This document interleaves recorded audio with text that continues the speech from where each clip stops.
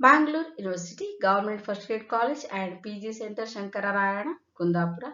I am Moini here with Financial Crisis 2008 and Insurance. Now let us discuss about financial crisis and insurance.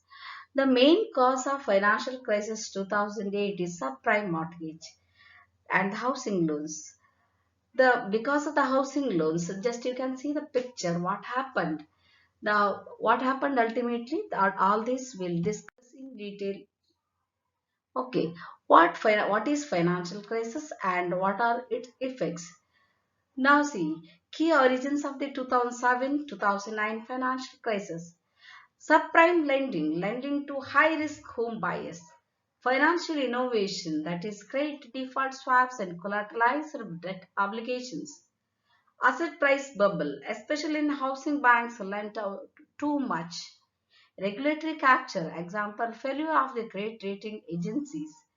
Subprime mortgage led to mortgage companies in loss.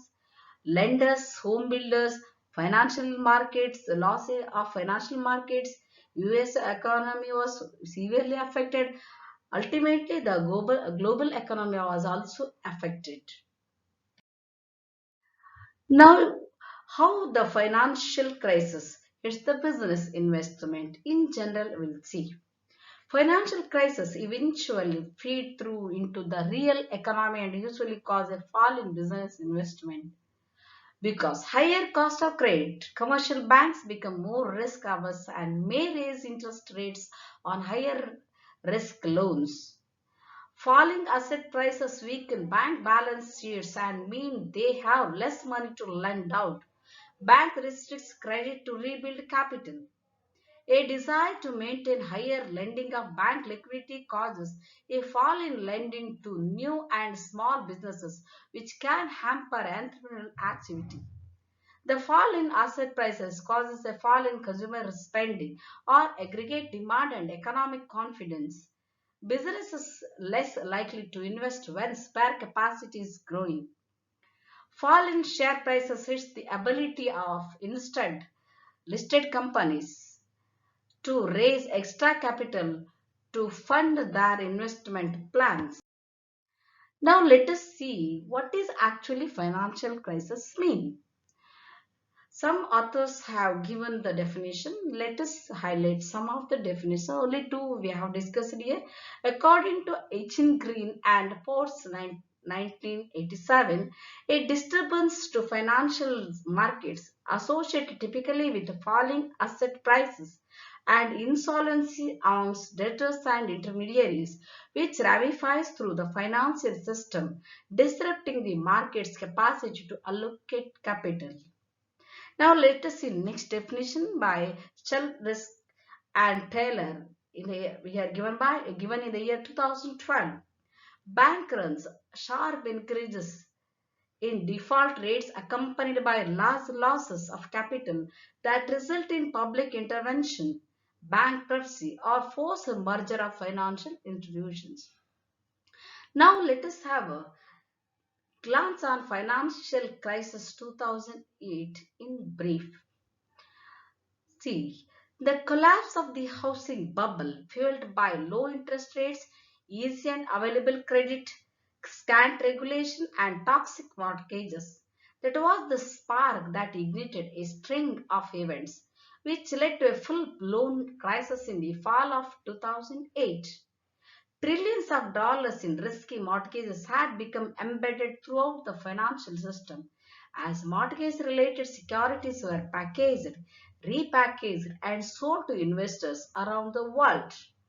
When the bubble burst, hundreds of billions of dollars in losses, mortgages, and mortgage related securities shook markets as well as financial institutions that had significant exposures to those mortgages and had borrowed heavily against them.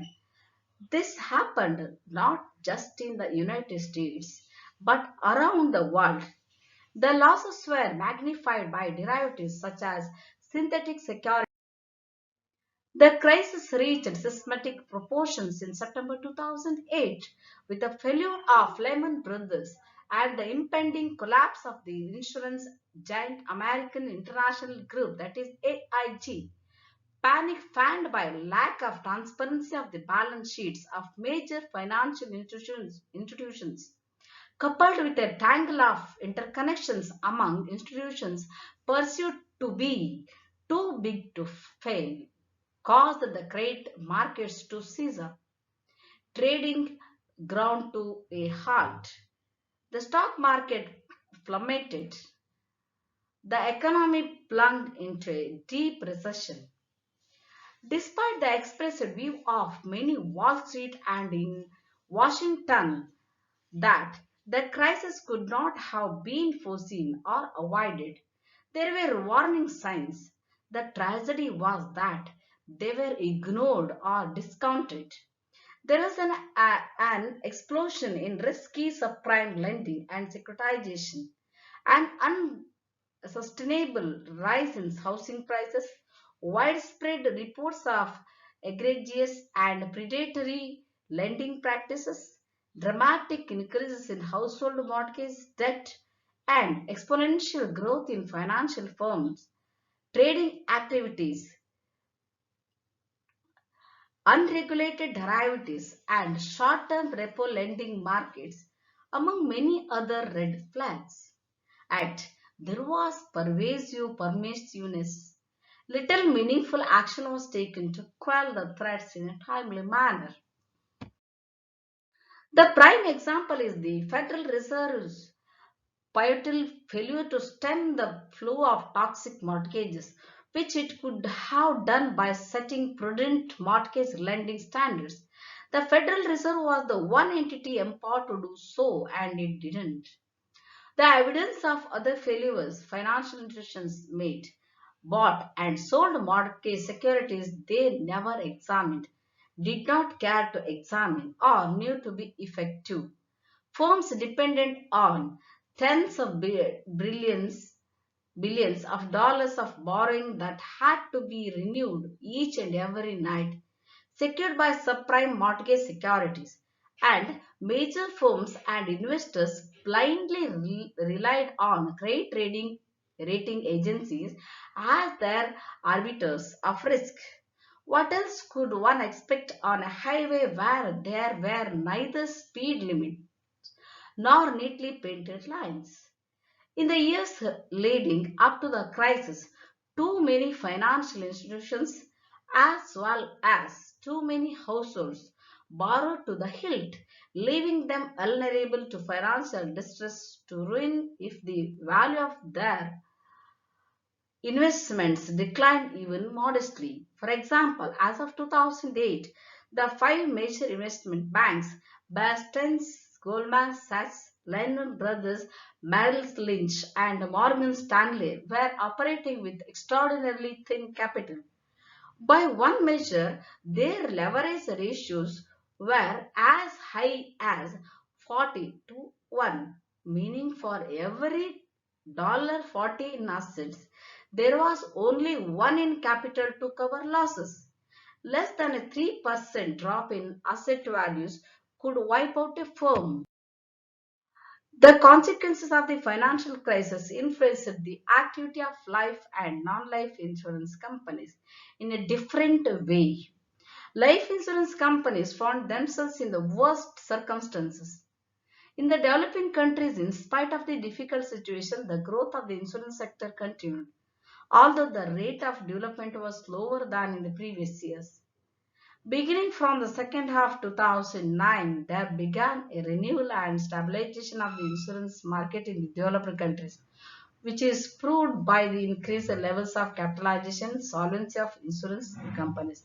But the underdeveloped countries, they were not so. They suffered loss. Now, just we'll conclude this financial crisis 2008. So this is required for fourth semester MCOM. So this much we completed. We just connected the financial crisis with the insurance companies. How insurance, the part and the role of insurance companies in the financial crisis 2008. Okay, so we'll conclude this now. Thank you. Thank you all.